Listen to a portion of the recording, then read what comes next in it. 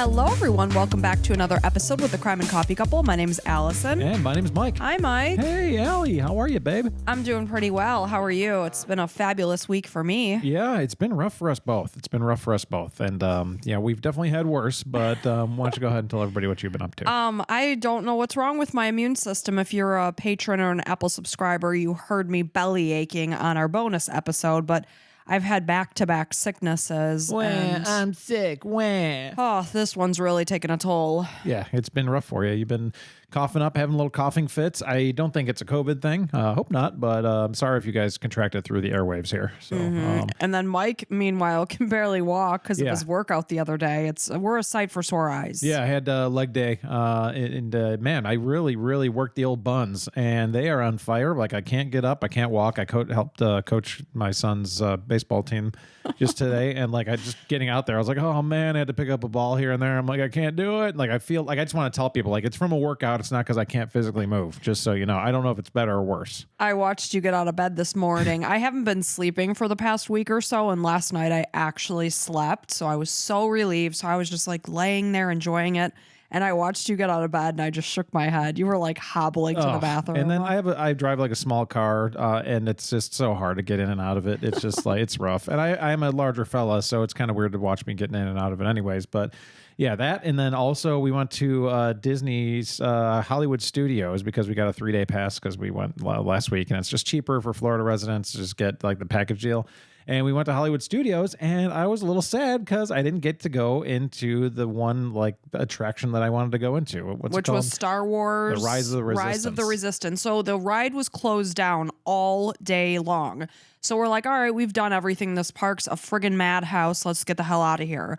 So we walked through Star Wars World, and just as we were passing that ride, it reopened. We're like, yes, let's get in. I shouldn't even say reopened because it hadn't even been open that day. So we just ran into the line. Everything was going great. And then all of a sudden, as we're approaching the front of the line, they're like, all rides are temporarily suspended. Yeah. And that went on for probably at least a good half hour. Yeah, and really no line movement. The only movement was when people were leaving the line just because they were getting claustrophobic, because if you stand in line, it's like in this enclosure kind of thing. Yeah, so. And I was fading fast. I thought I was doing better yesterday, so I'm like, okay, I'll be good to go, because I had been sick yesterday for probably 5 days. So I was like, I should be fine. And oh my gosh, it was hitting me hard. You were sitting there just like looking like hammered SHI word. Yeah, I was like almost getting a little panicky too. I could tell you were like kind of losing it. I'm like, all right, let's get out of here. And so I felt bad because it was kind of on me that we left. Yeah, like I don't get a lot of things in life. Not because I have no need. And that was one of the things I was really looking forward to. And unfortunately, it didn't happen. And not your fault. It's just because we talked about it. We're like, it could be. And they said there's no guarantee of when it could reopen, if ever. So we were like, we could sit here for 3 hours, and we still had a 2-hour drive home. So you said, all right, let's call it. And then probably about 15 minutes after we got out of the line, they reopened the ride. Yeah, so we would have got in there within about 10 minutes of that. So that's too bad. And someday I'll get on it. I've heard, it's been around for like 2 years, I think. So people say it's fantastic. I'm kind of a Star Wars guy. I'm not like one of those that like knows all the planet names and stuff, but I think it's kind of a fun story. I ended up getting a popcorn bucket with one of the stormtroopers' heads. So that was fun. He was very excited. Yeah, and I'm very cheap, and that thing was like $30. So you know that I put a lot of like value into it. So. He was happily shoveling in popcorn while I was actively trying not to die yesterday. Yeah, and it was great because it's only at $2.50 to refill the whole thing. Oh, you seemed pretty excited that I was trying not to die yesterday. Oh, no, I didn't care about that. I was like, more worried about the popcorn. It's such a great deal. Like overall, the concessions at Disney aren't bad. But man, if anybody works at Disney or you're high up or something, just let me go on. Just go into Hollywood Studios just once to experience that. That's all I ask. I mean, the friggin' Slinky Dog ride was... we were in line for close to 3 freaking hours. It wasn't. It was 2 hours and 45 minutes. I don't know. Regardless, it was long. It was at least the minimum was 2.5 hours that we waited. 2:15. And so I was again starting to lose it towards the end. We were hungry. It was like 2:30. Oh my God, it was a nightmare. I let it be known before we got on the ride. It was 11:30. Ish. It was 11:30, 11:45, and I was like, we should eat. And you're like, I'm not hungry yet. I'm like, this ride, it says the wait time says like in 2 hours. I guess let's just go on. I had my popcorn, so I was happily shoveling it in my mouth. And then we played the heads up game, in line like we did for 2 hours, and you're just like losing it by the end. You're like, I'm so hungry. So we like placed the order on the phone. Definitely do that if you're ever going to Disney. Order everything like ahead of time on your phone. And our daughter's like, this ride better be worth it. I'm like, it's not going to be. It's like a 30-second ride. So at the end, it's that squeaky penguin toy is like singing to you. And I was like, F off, penguin. It's like one of those happy songs from Toy Story. Oh my gosh. I want to say real quick, it's like 4 p.m. when we're recording this on Saturday. And of course, our 16-year-old son is just napping in his room because that's what people do at 4 p.m. on a Saturday. He did play about 4 hours of baseball today. He did. And then he went tanning for a little bit. Yeah, he was out in our backyard tanning. In his of course, underwear. we're in Florida in February. It's tanning weather. Oh, yeah. I don't think that it's like cold. Why is he wearing his boxers in the yard? This is what we're dealing with here. He had them all hyped and up. then I go to let our dog out there and he's yelling at me, go, go. I'm like, excuse me, this is my yard. Right. Like, how about this? Put some friggin' swim trunks on. Yeah. He's like, oh, the neighbor's out tanning. I'm like, yeah, that's what we do in our backyards. We lay out by the pool. Right. They're allowed to. And real quick, if you love what we do and you want to support us a little bit, go ahead and become a Patreon or an Apple subscriber. That's where we get most of our support by and large. And you're also probably going to hear some more advertisements. We recently partnered with another company that, so, be happy for us and you'll hear some stuff and, whatever. So it'll be a good time. And we understand that ads are a necessary evil. I mean, honestly, I don't mind it when I listen to other podcasts because I do recognize that people put in a lot of work into their, craft. So, do what you got to do. Right, exactly. But thank you guys so much for being here. We appreciate the heck out of each and every one of you. And hopefully I'll get this without having a coughing attack. Yeah, I doubt it, but we'll find out. All right, so this is the murder of Michelle Young. So on the morning of Friday, November 3rd, 2006, Meredith Fisher headed to her sister's home at 5108 Birchleaf Drive in Raleigh, North Carolina, after she'd received a call from her brother-in-law. This is Jason Young. And he told her that he was out of town. He basically was calling and saying, can you do me a favor? I left some printouts on our printer in his upstairs office. He was living with Meredith's sister. This is Michelle Young. She was 29 years old. And their 2.5-year-old daughter, Cassidy. And Michelle just happened to be 5 months pregnant with their baby boy. So Jason left Meredith a voicemail that Friday at 12:10 p.m., and he explained that before he left for his trip, he had been searching for a Coach purse on eBay for a belated anniversary gift for Michelle. He said he accidentally left them sitting on the printer, and he was afraid that Michelle would come across them before he had a chance to come home on Saturday, and then thus the anniversary surprise would be spoiled. So as Meredith entered her sister's home through the garage door and then through the unlocked kitchen door into the home's mudroom, it was about 1 p.m., and she found that the house was eerily quiet. There was no sign of Michelle or Cassidy, despite the fact that Michelle's car was sitting in the garage. She also saw her sister's purse and car keys sitting right there on the kitchen counter. The house seemed oddly cold as well, and an unsettling feeling just immediately washed over her. So Meredith began calling out Michelle's name, and she was met with nothing but silence. And I guess could be said that that's incorrect, but she did hear the family dog. This was Mr. G. So she heard Mr. G from somewhere in the house whimpering, but she didn't see him, and she wasn't quite sure where he was. So finding no sign of her sister or her niece on the first floor of the home, Meredith made her way upstairs. And as she reached the landing of the second floor, she noticed what she initially believed was red hair dye on the floor. So she was worried because she saw this red substance at the top of the stairs as well as in the bathroom from her vision where she stood. So she worried maybe her 2.5-year-old niece had gotten into some hair dye and spread it around the house, maybe some red paint. Who knows? Yeah, I'm thinking it's not hair dye. It's not. So when Meredith looked to the left, she was horrified. She saw her pregnant sister laying in her bedroom, surrounded by blood. A lot of the blood was already congealed at this point. So bloodied footprints trailed across the floor and blood splattered across the walls.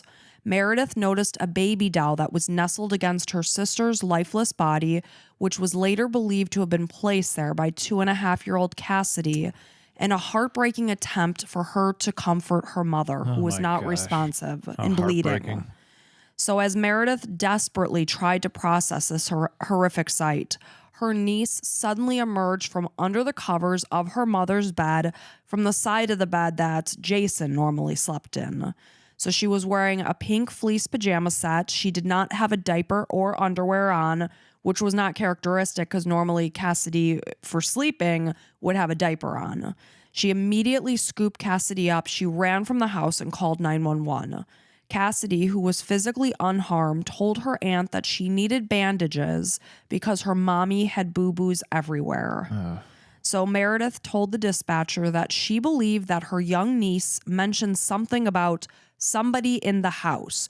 So, of course, Meredith ran out with Cassidy because she doesn't know who did this to her sister. Or if they're still in there. Are they still there? Yeah, absolutely. And you said Cassidy's 2 years old? 2.5. Okay. So when paramedics arrived, they sadly confirmed that Michelle was deceased, and she had been for some time. She was dressed in sweatpants and a zip-up sweatshirt. Her body was discolored. It was cold and stiff. She was lying outside a closet that was marked his closet, and there was also blood inside that closet.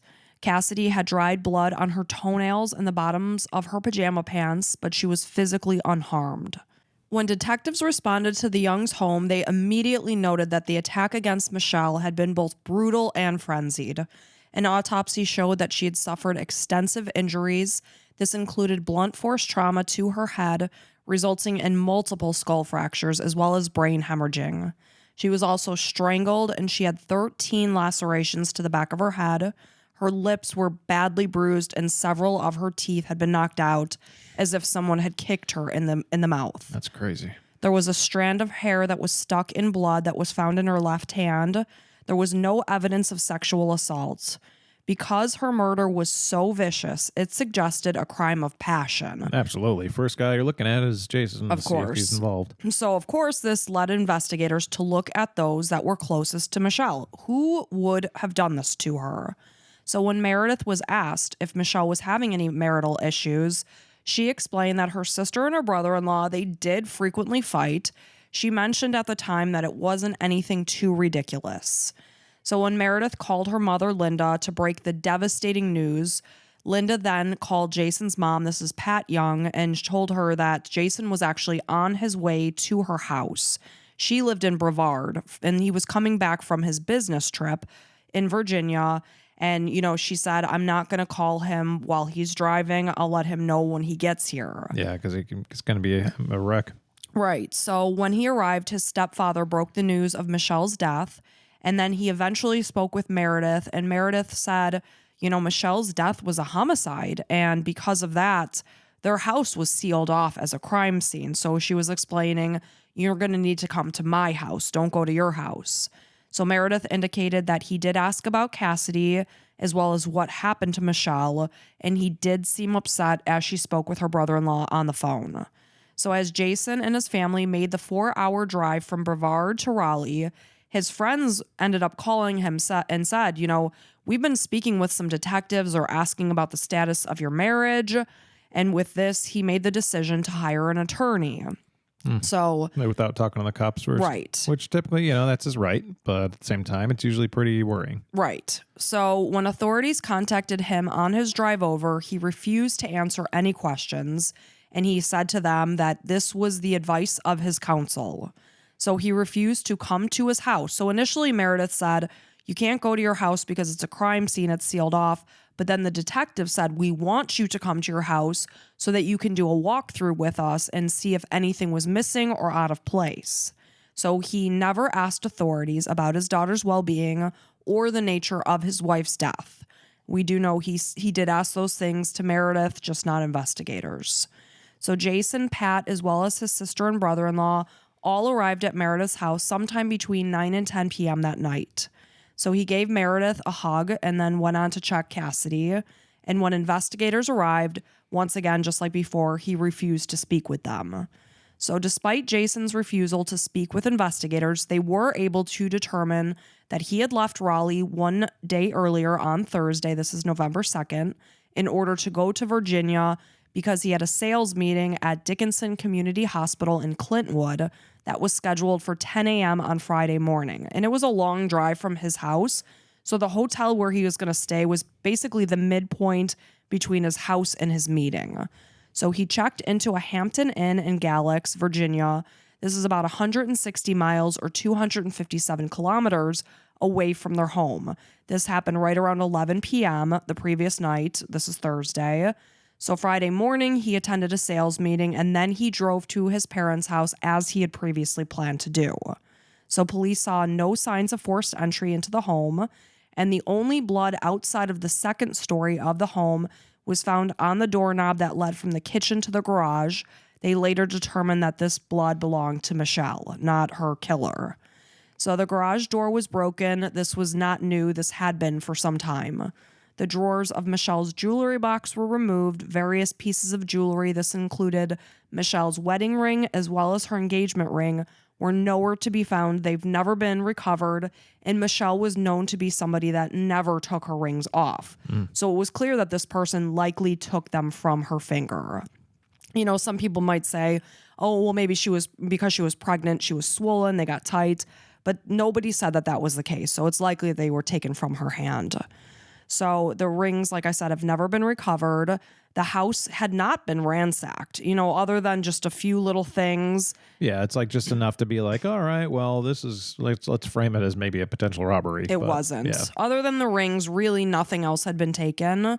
The house was really otherwise in order, and no blood ended up being found in Jason's car, nor on his clothing, or in his hotel room where he had stayed that Thursday night. Okay. So just to give you a little background of who Michelle was, she was born in Sayville, New York on February 17th, 1977. She had always been described as the all-American sweetheart by both her family and her friends. She was unassumingly confident, she had an infectious smile, and she was a beloved member of her community.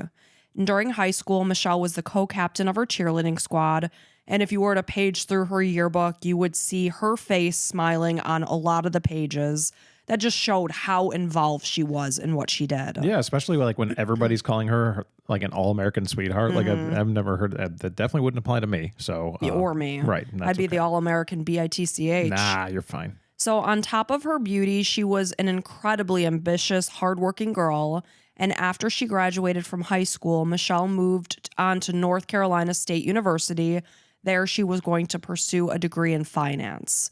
So during her time in college, Michelle was part of the cheerleading squad until she stepped back to focus on her studies. So she ended up graduating with a master's degree in accounting, and she looked forward to securing a promising career in the finance industry. Specifically, she hoped to work as a tax lawyer.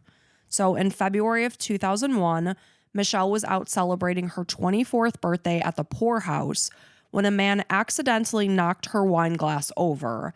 And this man profusely apologized. He bought her a fresh drink. And this was the first moment that Michelle met her future husband, Jason Young. Wow, talk about a meet cute. A meet cute right there. Yeah. So the two immediately headed off and they bonded over their shared alma mater because they both went to the same university. Go Wolfpack. That's what I was just going to say, actually. They had a shared love over NC State's football team, the Wolfpack. I would have never known that because I don't know college football. That's okay. You're still okay in my book. So it wasn't long before Jason and Michelle began basically spending every moment they can possibly cram in together. They just enjoyed being together.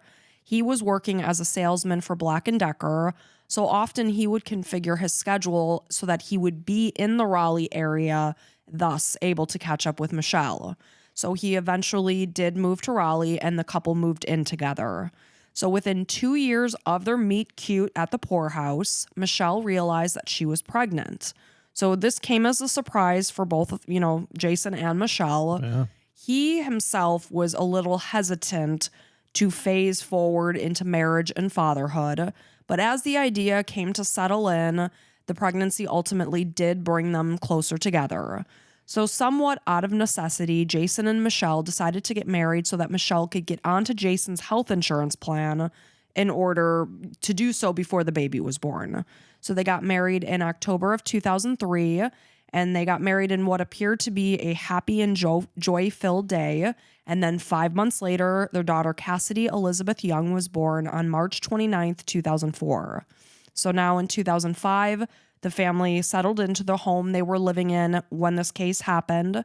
This was in the Enchanted Oak subdivision near Lake Wheeler in Raleigh. So 2 years after Cassidy was born, sadly, Michelle and Jason, they faced a devastating loss. They were involved in a car accident. This happened in May of 2006. They were visiting his parents, and this resulted in Michelle having a miscarriage. Oh my gosh. Yeah. How terrible. So the couple had been driving outside Brevard when their Mitsubishi, I can never say that word, Mitsubishi. Mitsubishi. Very good. Drove off a mountain road, and it went down an embankment and became partially submerged in a river. And like I said, she lost the baby because of this. So heartbreaking. So the state trooper who conducted the investigation indicated that he saw nothing suspicious, but later on in this case, some people start to wonder if maybe there was more than met the eye in terms of that car accident. Who was driving? I believe it was Jason that was driving. So not long before the car crash, the couple had increased their life insurance policy. It just seemed a little uncanny. A lot of different timing things involved. Right. So a later arrest warrant detailed an email exchange between Michelle and Jason that happened on July 12th, 2006. This is 4 months before Michelle's murder. And it basically just gave a glimpse into their relationship. So Michelle wrote, "I know you are mad and I'm really sorry. I know you have been doing a lot around the house and with Cass, and I really appreciate it." Of course, Cass is their daughter. Right. So she said, "I just have been really busy at work and I thought this is slack time for you with your job so you could handle it. Please give me a call. I want to know who is picking up Cass today." And Jason replied, "I don't care who gets her." And then later on that day, he wrote, "I just got home and the GD power is out. I called Progress and crew is already out. Cass pissed herself all over the floor and it's hot as hell inside. And I can't entertain her enough with TV, or without TV, I should say, to finish the GD yard. I am taking her and beer to the pool. I am in a mood that makes our trip to Myrtle seem mild." So what happened in Myrtle, I don't know. But he said, "Pray the beer kicks in. I could kill you for not letting me finish the yard this morning." Wow, that is extreme. That is like unbelievably harsh in my book. I don't care like how pissed off you are. That's a lot. And like, this is all email. This is an email. That's weird. Like, people don't talk to each other. Like, I don't know. The nature of with their jobs or whatever. Interesting. So during the summer of 2006, Jason began working as a salesman, for a medical record software company. Hey, that's what Mike used to do. Yeah. Yeah. I'm not quite sure what the name of the company was, but this afforded Michelle the option of dropping down from full-time to part-time at her job as a senior financial consultant in the tax department of Progress Energy. So by the fall, Michelle realized that she was pregnant with their baby boy. So now on the morning of Friday, November 3rd, both Michelle and her unborn baby were tragically gone. And they both, of course, her son lost his life as a result of his mother being murdered. So investigators began to trace her last steps in hopes of finding their killer. So they learned that on the previous evening, she had hung out with her friend, Shelley Schad. So they're talking to people who last saw and spoke with Michelle to get a picture of what she did in her last moments. So Shelley explained that she had gotten to Michelle's house that Thursday at about 6:30 p.m. She was surprised to see that Jason was still home because, of course, when she spoke with Michelle explained the situation. Jason's going out of town. It's probably part of why they hung out. So Shelley had brought dinner over for herself and Michelle. She asked Jason, since he was there, "Do you plan to eat with us?" And he explained, no, he was going to stop at a Greensboro Cracker Barrel to eat on his way to Galax. And this is a drive that would have taken just under 3 hours. So the next morning, he planned to make the nearly 3-hour drive from Galax to Clintwood for his meeting that was scheduled for 10 a.m. So according to Shelley, after Jason left, Michelle gave Cassidy a bath and dressed her in pajamas with a diaper, and then she put her to bed. So now with Cassidy down for the night, she was settled. So Shelley and Michelle just hung out together. They watched Grey's Anatomy, and they basically just chatted. So while they were chatting, Michelle was explaining that she and Jason were really going through a rough patch. They'd been arguing a lot because of holidays that were coming up, and Michelle wanted her mom to come into town and stay with them from Thanksgiving through the Christmas holiday, but Jason felt that this was too long. So through review of phone records, police did learn that Jason called Michelle 7 times that night. And, he left the house at I don't know, maybe 7-ish. So that's a lot. Yeah. Because he knows she's hanging out with her friend. Right. You don't ever call me 7 times in a day. To be the devil's advocate, maybe he thought something might be wrong because there's no answer. So he's just like, all right, hey, is everything okay? Well, I don't know if they talked or not. It just showed that he called her 7 times. Yeah, it's a lot. So Shelley told investigators that she left Michelle's house sometime between 10 and 10:30 p.m. that night. And as she walked outside to go to her car, she had this strange feeling that she was being watched. I'm not sure what happened. And she elaborated that she wasn't sure why she felt uneasy, but she was so unsettled that Michelle insisted on walking her to her car. And while they were out there, Shelley said that according to Michelle, Jason had been hearing a lot of noises around the house. And she made a comment, if someone is going to break in and their intention is to kill you, then that's just what they're going to do. Michelle was basically saying there's really not much you're going to be able to do to prevent someone from coming into your house and killing you. Well, a shotgun would be nice. So after she learned the news of her friend's murder, she could not stop thinking about what Michelle had last said to her right before she got into her car and left. Really weird thing to say. It's just the timing is just so crazy. Yeah. So according to Shelley, Jason and Michelle were either hot or cold, and they were not at all opposed to fighting in front of others. And Meredith confirmed that, yes, this was true. It's always fun being in front of a couple who's just having it out. You're like, ooh, man, I want to leave. Go. Yeah, I got to go home. So Meredith said, that the couple would get into screaming matches in public. And according to Meredith, they had just gotten into a fight literally a couple of days before. And Jason had thrown a remote control at his wife, who again is pregnant with her child. Nice guy. So as investigators spoke with Jason, his alibi, of course, seemed airtight. He was close to 3 hours away. He was staying at a hotel.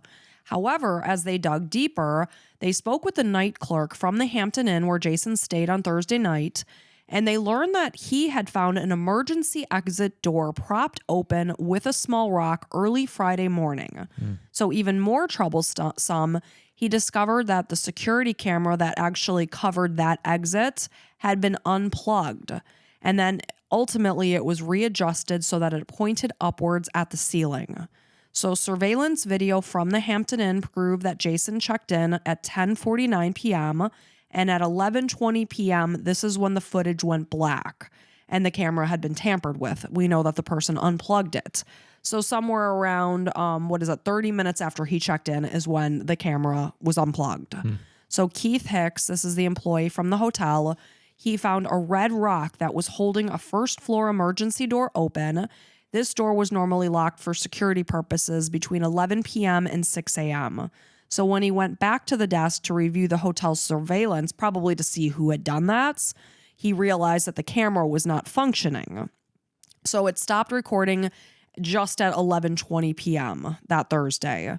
So he called on a maintenance worker to take care of it, and the maintenance worker ended up plugging the camera back in at 5:50 a.m. on Friday morning, and indicated that someone who was 6 feet tall would have been able to easily reach the plug of the security camera. And I will note that Jason is 6'1". Yeah, it's as a security camera salesman, that's not a good install right there. No, because, I guess what do you do though if the hallway's, on the shorter side? It should be cocked. You don't power it from that spot right there. The power is coming from the main area, where the server is. So it should go right into the camera. They had a cheap camera system where you just plug it in right there. Which makes sense that people should not be able to manipulate security cameras. Situations like these. Right. So this, maintenance worker came back at 5:50 in the morning, plugged the camera back in. So it was functioning from 5:50 in the morning now until 6:34 a.m. And then again at 6:35, someone now didn't unplug it. They just shifted the camera so that it was pointing up at the ceiling. So at 6:38, the maintenance worker is going back to the camera for a second time and fixing it. So just to note, prior to this incident, the cameras had not been tampered with in several years. So Jason's fingerprints, they did not locate them on the camera. There were no fibers from the hotel room located in the Young's home. So forensic analysis of Jason's phone showed that he had made several brief phone calls on the morning of November 3rd. One call came through at 7:40 a.m. It was placed 30 miles from the hotel when Jason called his mom. And each call lasted only 10 seconds, and this painted the picture of someone who may have been frantic and panicked. But then there was also a question of cell service, was it dropped calls? Yeah, I mean, who knows? That's all just kind of guessing. Right. So Jason was normally a very punctual person, and of course we know he's making this trip to the Hampton Inn so that he's closer to his meeting, yet he arrived 35 minutes late to his meeting. So he claimed that he had gotten lost. So the hospital representative who met with Jason that Friday described him as hyper and nervous during their meeting.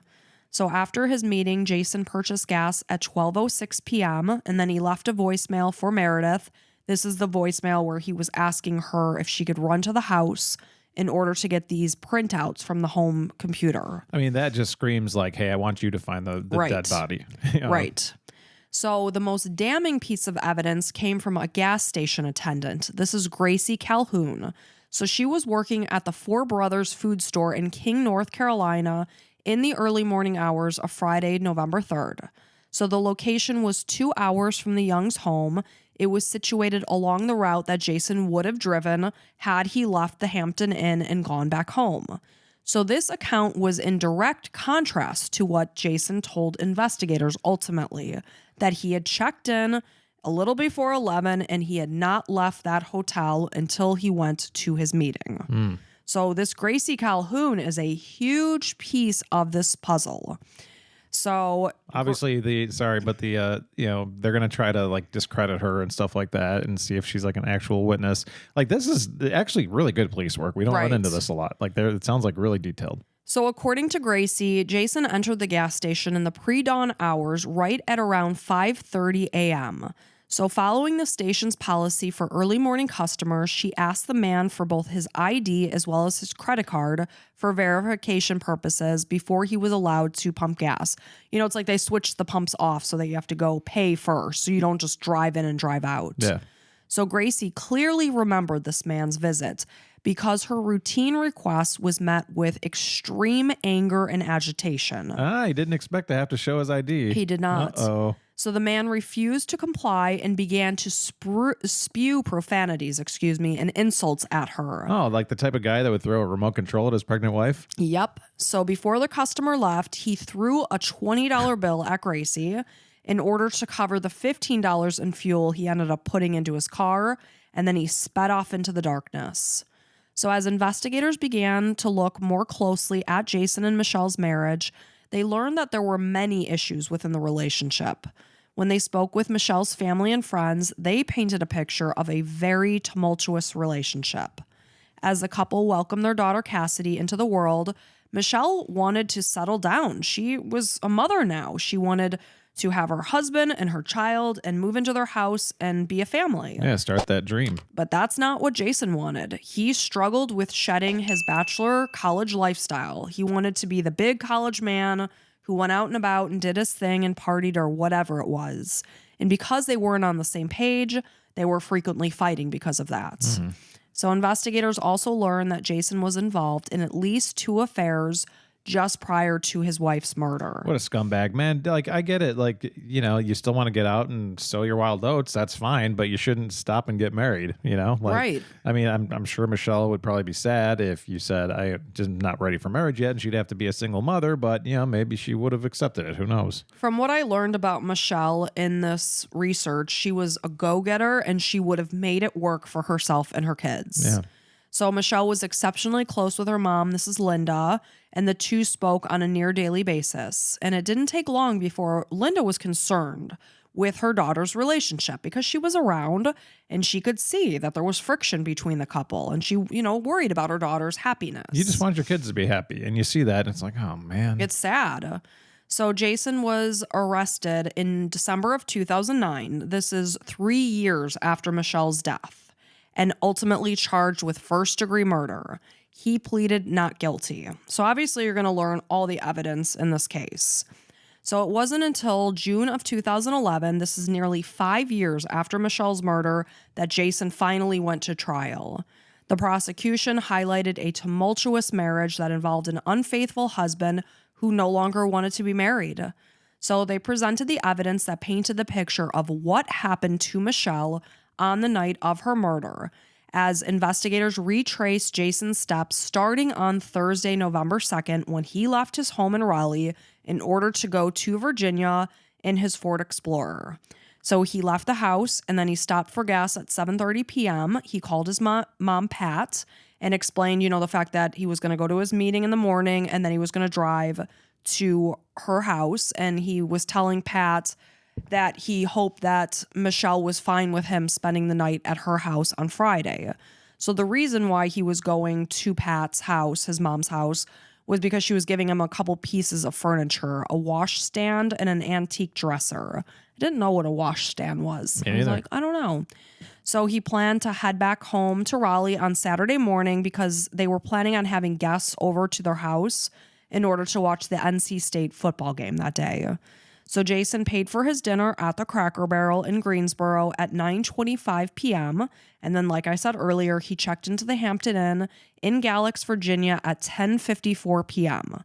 So his room's key card was scanned into his room at 10:56 p.m. It was never used a single time for him to re-enter his room.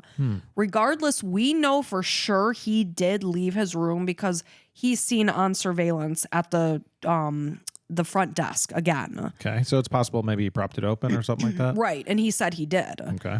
So, of course, he didn't come out with that information right away. This all came from after they talked to Keith Hicks from the desk when he's finding that the camera had been tampered with and that the security door had been propped open. Mm-hmm. So what's being suggested is that he tampered with the security camera and propped the door open so that he was able to drive home and kill his wife unnoticed, confident that he had an alibi.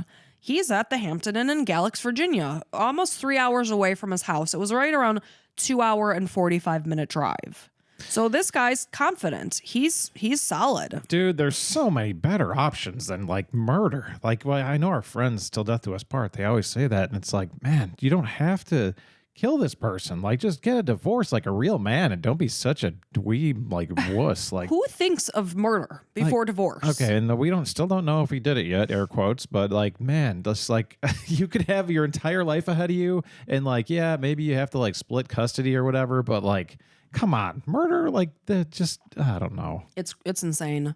So security footage showed that Jason wore a light shirt, jeans, and brown slip-on shoes at the Cracker Barrel, as well as upon his entry into the Hampton Inn. When Jason's car was seized on November 3rd, investigators found 2 pairs of brown slip-on shoes in his car. So just before midnight, Jason was seen on surveillance at the front desk of his hotel. He was walking down a hallway that led to stairs and an exit door. And this time, you could tell he changed because he was now wearing a darker colored shirt with light colored horizontal stripes across the chest.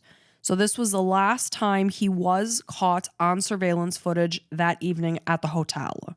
So Jason would have then tampered with the surveillance camera at 11:20 p.m.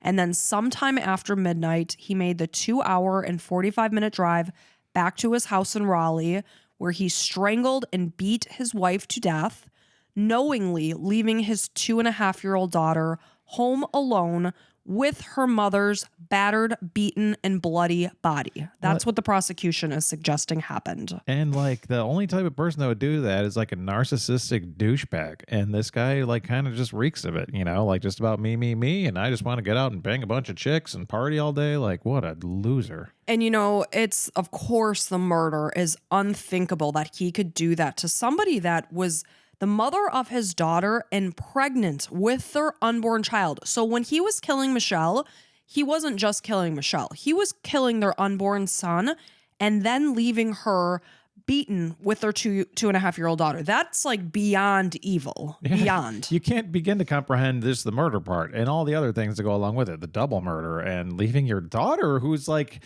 needs somebody, you know, a 2.5-year-old. She can't do things by herself. She's scared, you know, like mommy's hurt. And that's what she said to her Aunt Meredith. Mommy needs bandages for her boo-boos. Yeah. And congratulations. You ruined like her psychologically. I mean, how future. sad is that?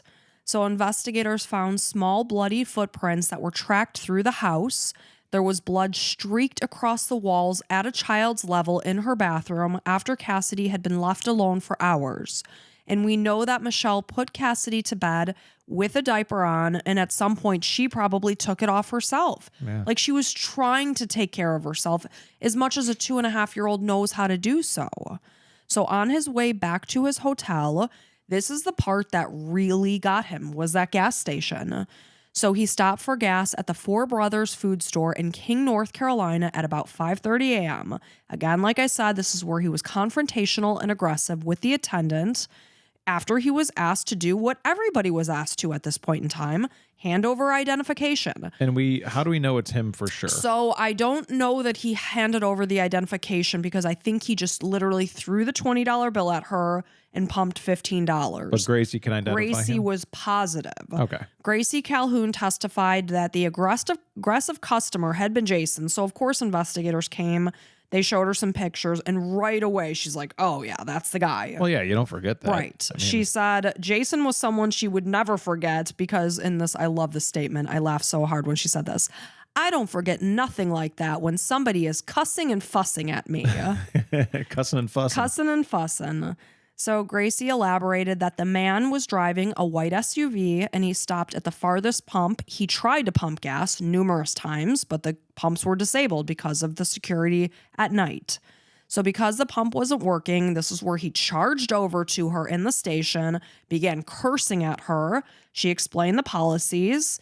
Again, he threw the $20, pumped $15, never came back to get the $5 change. That's a crazy policy, just that they're all locked. Like, what? Oh, he didn't want to use a credit card. He didn't want to cash. Trace. So why wouldn't he just go up and be like, hey, can I get $20? Because he's a lunatic.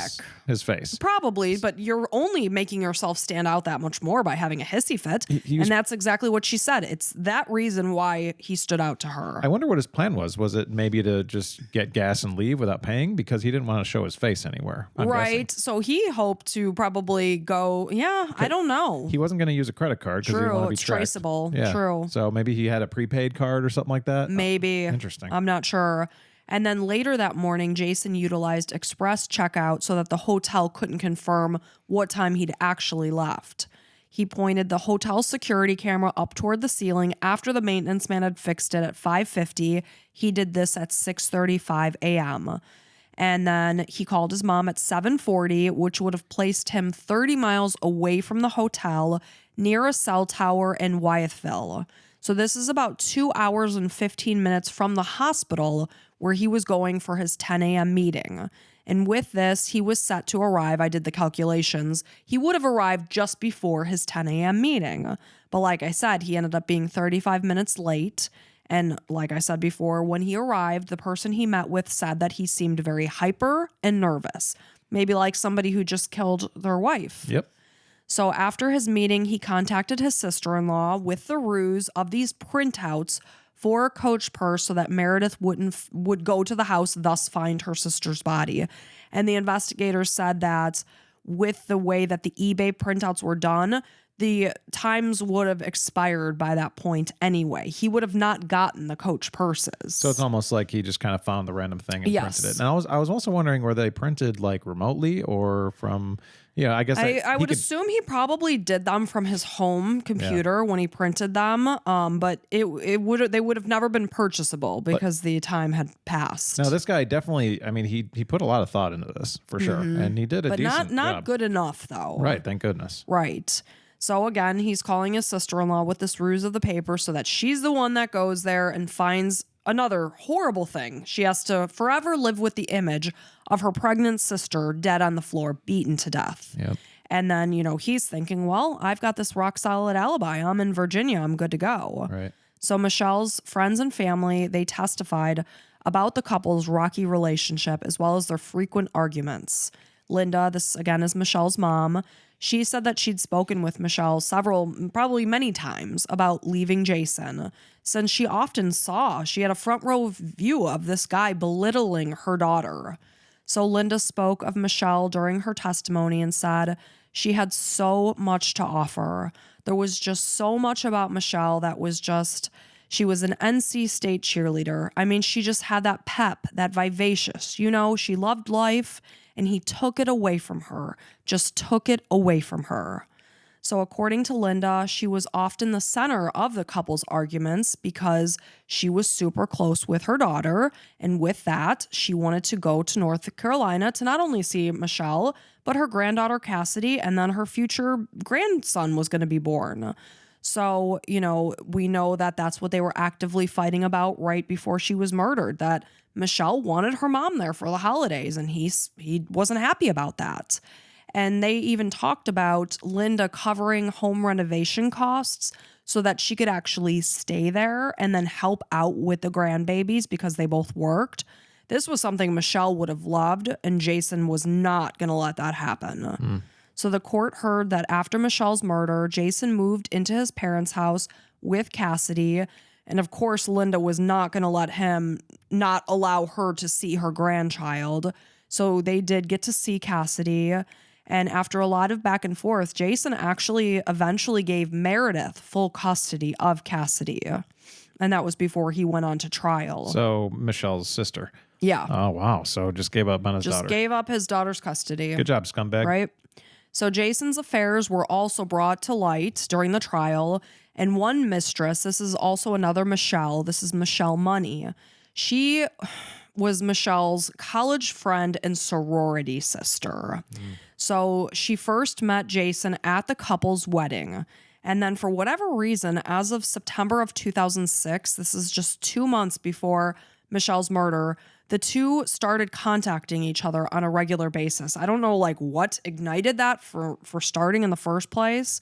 But then on the weekend of October 7th, 2006, he came to Orlando, Florida to see Michelle Money over the weekend, despite the fact that this was their third wedding anniversary. Jeez. Him and his wife's. So, you know, of course, now he's doing this whole like Coach purse idea, you know, saying he was going to buy this as a belated gift for his wife.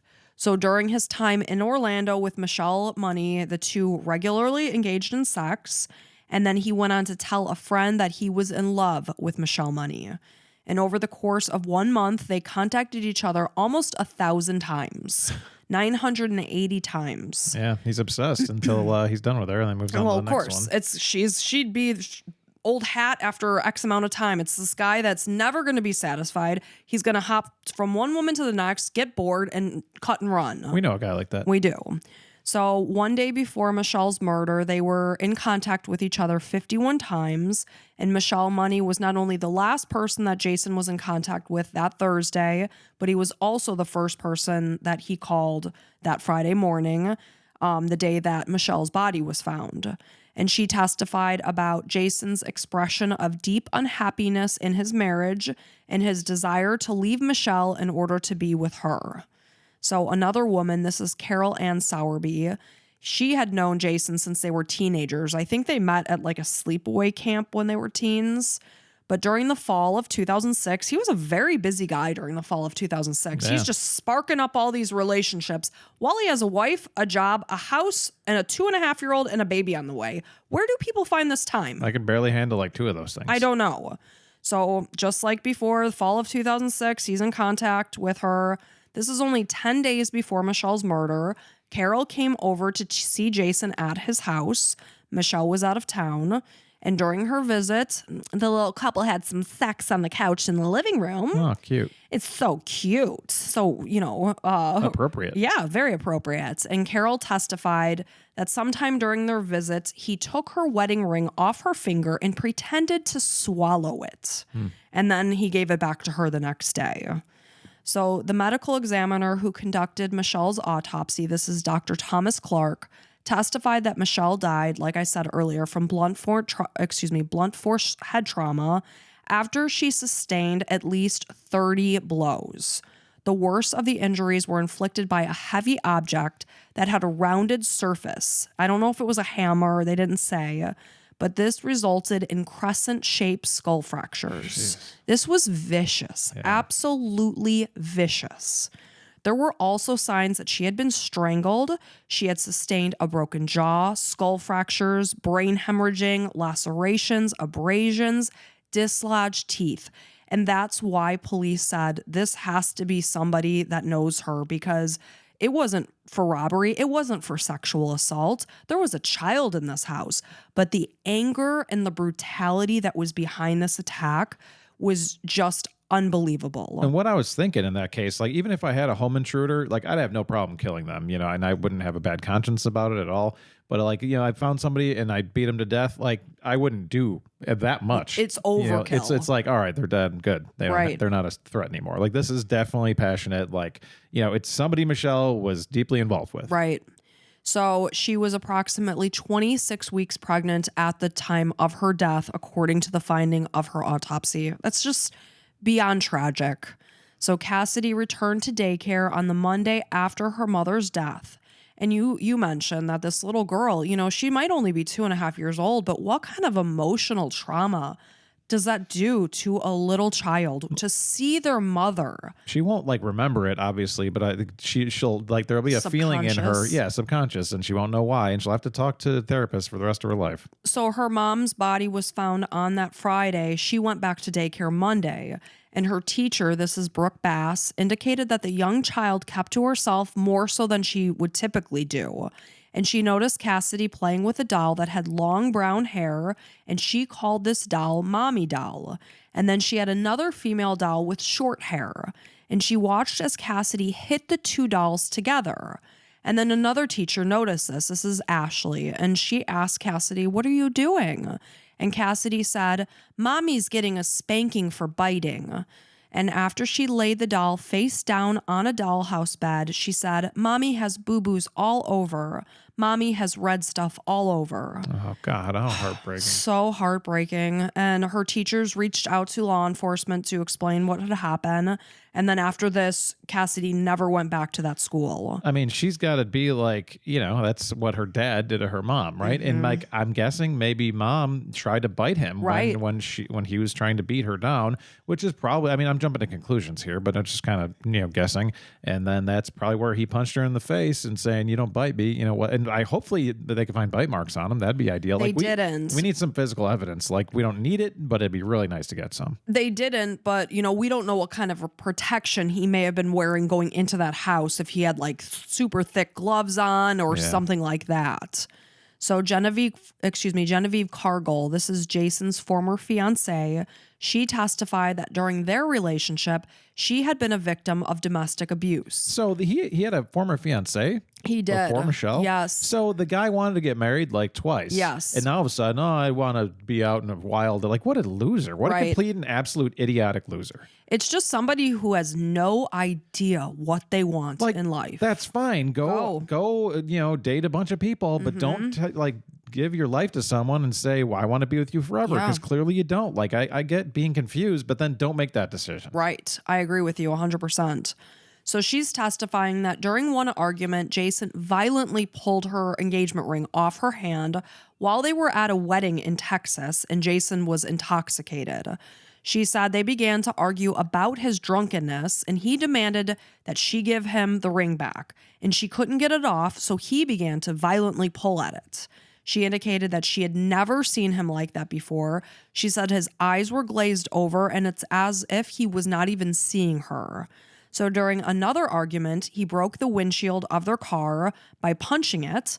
And then during another fight, he damaged a wall in her apartment. Well, that's really good evidence. I mean, this guy can lose it in a snap. That was the whole point, is that was he physically abusive to Michelle? We don't know for sure, but it's that he's very much capable of it.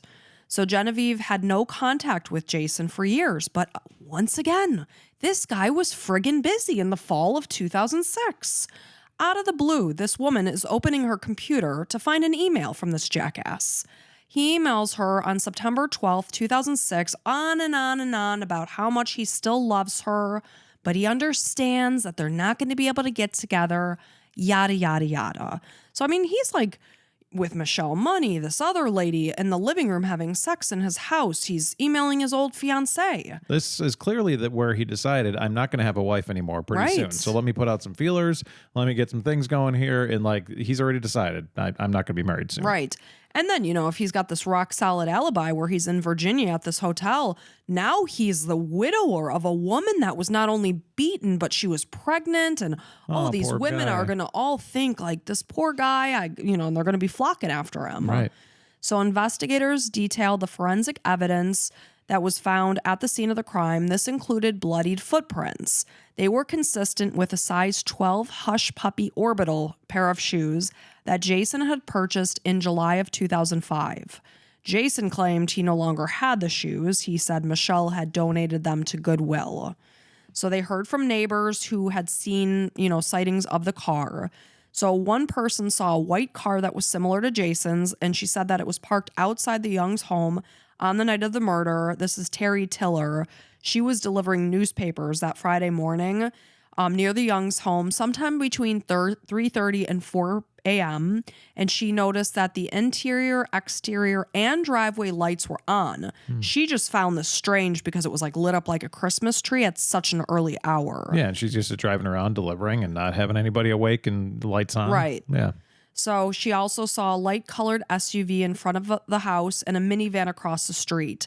Now, a couple of other people did give information that made it a little confusing, and I'll just tell you, this other woman, this is Cynthia Beaver. She saw what she described as a light-colored soccer mom car at the edge of the Youngs' driveway somewhere around 5:20. We know that Jason could not have been there at 5:20 because he was at that gas station at 5:30, and that was farther away. So she said she believes she saw a white male sitting in the driver's seat and possibly a female in the passenger seat. And then there was a third witness. This is Faye Hensley. She drove past the Youngs' house at 6:15 and she saw an empty SUV at the edge of the driveway. Just like before, that could not have been Jason. Yeah, this is muddying up the waters a little bit. It really was.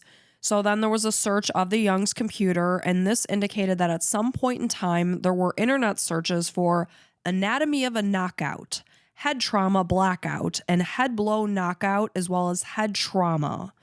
So meanwhile, the defense is arguing the lack of evidence to prove this story and claim that Jason did not have enough time to kill his wife, as well as the lack of blood evidence inside his SUV and on his clothing. So their point is that we know that Michelle's murder was vicious and brutal and bloody. And messy. So, right. Yeah, if there was some kind of blood involved, I mean, and obviously there was splatter everywhere. Right. You'd find some trace of it. But they didn't. And there were also no injuries found on his body other than a bruised and broken toenail. Because, you had mentioned that with Michelle potentially biting him. There was nothing like that found on his body. So they also argued that just because he was not an ideal husband, and there was no arguing that, it did not make him a killer. That's the only part that's like, I get. But did he wear Dexter style, where he bought some kind of zip-up hazmat type of suit, right, and then just discarded it somewhere? Yeah. He could have easily done that. Absolutely. Like, we know that he did all this other crap of, establishing this alibi to go to this hotel and unplugging the camera and driving back and yada, yada, yada. He could have easily. The guy's not an idiot. Right. I mean, in a way, yes, of course he is. But he's a psycho, but I don't know about an idiot. Like, part of it, he did, obviously, he definitely cleared his tracks. So he could have easily covered his body with something. Yeah. So Jason maintained his innocence. He said that he had been looking forward to the birth of their baby boy. An email he sent to Michelle on October 24th, 2006, showed his willingness to attend counseling. And meanwhile, you're banging other women. Yeah. Oh, okay. Yep. So he argued that he and his wife did not argue more than the average couple. They just argued in front of others more often than the average couple. So Michelle's counselor testified that when she saw Michelle on October 27th, Michelle cried during her entire session. And the counselor's assessment of the situation was that she was absolutely being verbally abused. So according to Jason, after he checked into the hotel, he said he reviewed the demonstration software for his meeting the next morning. He said he was nervous, so he wanted to be extra prepared because it was going to be his first sales call where he was flying solo. So he said that he realized that while he was doing this, he had left his laptop charger in his car. So he said he propped the exit door open the first time so that he could just run out and grab his charger more easily through that exit. He said he left his hotel room slightly ajar so that he could re-enter the room without disturbing his neighbors. I'm sorry, if you touch a key card to the reader and open your door, you're not really going to disturb any of your neighbors. Not at all. That's pretty weak. Right. He just wanted to show that the one time he used his key card at 10:56, he never re-entered the room. Right. He didn't want to be trackable and say, yeah, it had to be used again. But we know he propped the door because he was on the surveillance in the lobby. He got caught. Yeah. He was on the surveillance in the lobby getting the USA Today paper, and there was still only that one punch in when he initially checked into the room. Mm-hmm. So now he's making up these stories. He said he went out the exit door toward his car, so he broke off a piece of shrubbery in order to prop the door open. He said he grabbed the charger and he came back to his room. Jason claimed that after he finished reviewing his work information, he logged off. It was just a little before midnight. He said he wanted to smoke a cigar and catch up on his sports. So with this, he stopped at the front desk in order to get a copy, like I said, of the USA Today. And then he was seen at the front desk of the hotel at 11:59 p.m. So from there, he said he went down the hall, put a stick in the door, and went outside to smoke. And when he was done, that was it for the night. He came in, he went to sleep, woke up the next morning, and drove to his sales meeting. And that's the end of the night for Jason. So Meredith, as well as some of Jason's friends, they were testifying that he hated smoking. He did not like the smell of it. And on top of that, that Thursday night that he was in Galax, it was really cold and windy, and he was not dressed and he was not wearing something that would have been appropriate. That the guy that doesn't even like to smoke is now standing out in the frigid weather smoking a cigar that he hates. Yeah, that's not a good idea. I should have thought of a little better story. Grasping for straws there. So when asked why he was 35 minutes late to his meeting, he said, like I said before, he had gotten lost. But this is a guy that's saying he's re-reviewing all these things about his software presentation. Aren't you going to make sure you know how to get to this hospital and that you would leave extra early? Yeah, and go get a coffee and wait? Yeah, as meetings at a hospital, it takes forever to get to who you want to see. Right. So you want to get there like a half hour early because you generally want to be 15 to 10 minutes early for a meeting. You know, you don't want to be crazy early and be like a weirdo, but you want to get there early just in case. Right. So yeah, usually if I'm going to a hospital meeting a head administrator, I want to be a half hour early. Absolutely. So he said he tried to call the person that he was having an appointment with at 10 a.m., but the call wouldn't go through because of the lack of cell service. So, of course, that's, if the person he had the meeting with described him as nervous and hyper, he would probably just say, oh, it's because I was upset that I was late. Sure. So he said that after his meeting, he drove to his mom and stepdad's house. And when he arrived, he said he just broke when he was given the information about Michelle's death. So after his friends called and advised him to secure an attorney, his sister left a message for an attorney that she had used in the past. And when they eventually spoke, this is where he was told, don't speak with investigators and just tell them, I refuse to answer your questions at the advice of my counsel. So when asked about the internet searches, he was searching about knockouts and blackouts. He claimed that they were done a long time ago in relation to a car accident that he had witnessed. He said that he was the first to come upon this car accident, and the person was inside the car and had been knocked out. I would have said like MMA. Like if I'm watching like a fighting thing and be like, oh, what's a knockout? And yeah, I'd be like, I was watching MMA. Right. So it's like he's just coming up with answers to these questions. Yeah. So in this trial, the jury could not reach a unanimous verdict. So this resulted in a mistrial for 8-4 for the acquittal. And of course, we had that Gracie Calhoun attest that this is the guy. He came in with his white SUV. He parked.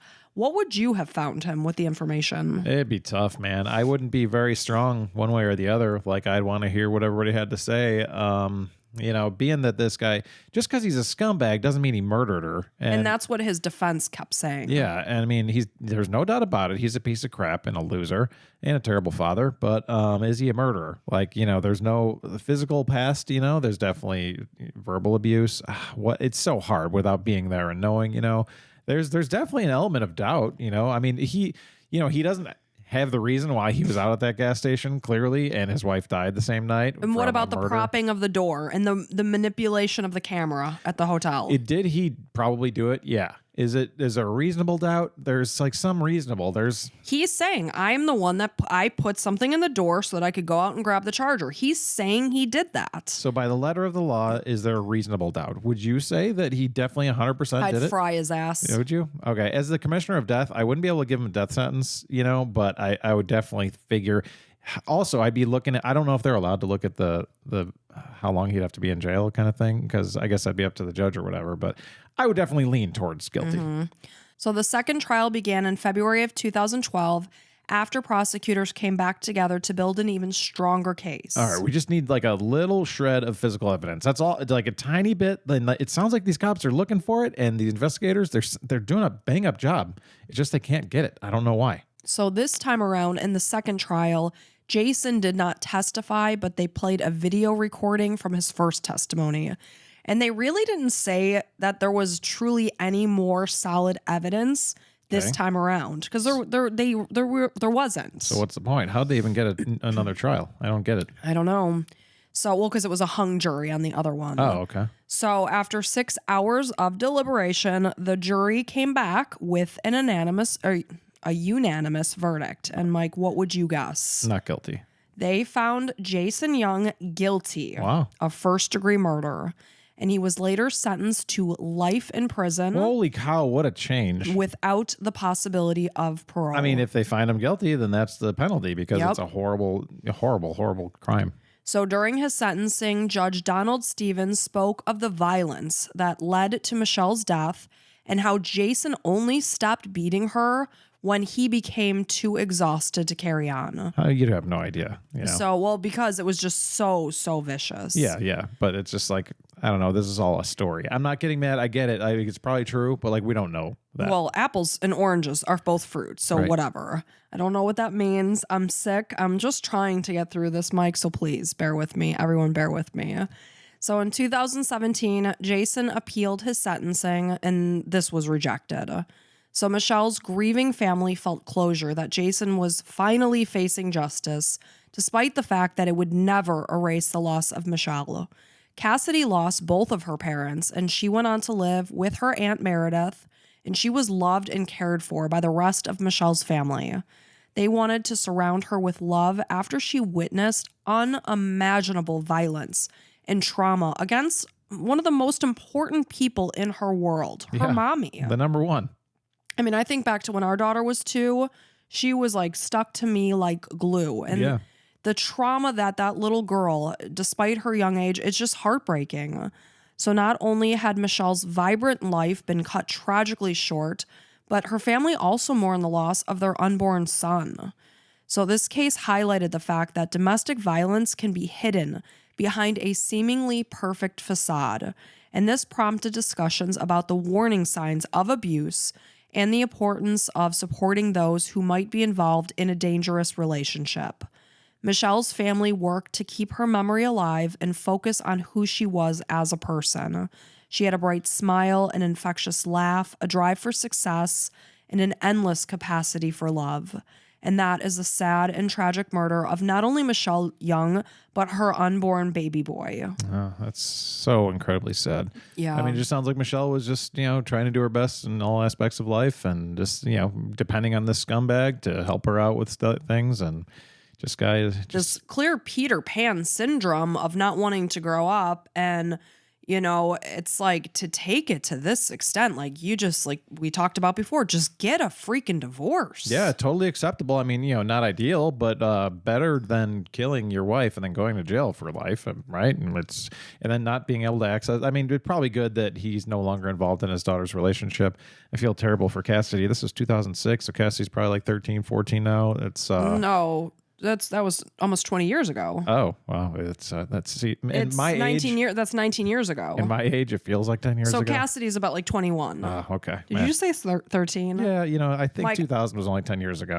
I'm the one that's bad at math, not you. Yeah, it's more just being old. So yeah, the poor baby, it just, she tried to, get through it however she could, with her little brain and everything, developing brain. Right. And poor thing with those dolls. It's like so heartbreaking. So sad. But I'm glad that scumbag's behind bars and can't do that to another woman, because he would have. He definitely would have tried to control somebody like that and verbally abused him and all that. But we thank you guys so much for being here with us. Hopefully my voice wasn't too intolerable, but I will tell you, Mike is going to have to do a crap ton of editing. I can't tell you how many coughing breaks. I can tell you. I think it was 8 that I have here. My God. So that's going to be a good time for me to go through. But hey, thank you so much for listening. If you appreciate Allison's effort and her coughing and all that stuff, and then my editing, then go ahead and just become a patron or an Apple subscriber. On Apple, you can be a free trial subscriber and just listen to all the bonus episodes. If you're ever like, oh, I want to listen to that episode, go ahead and do it. You get a free trial. Go get it. Absolutely. 1 new episode bonus a week. So 4 extra a month, depending on your level of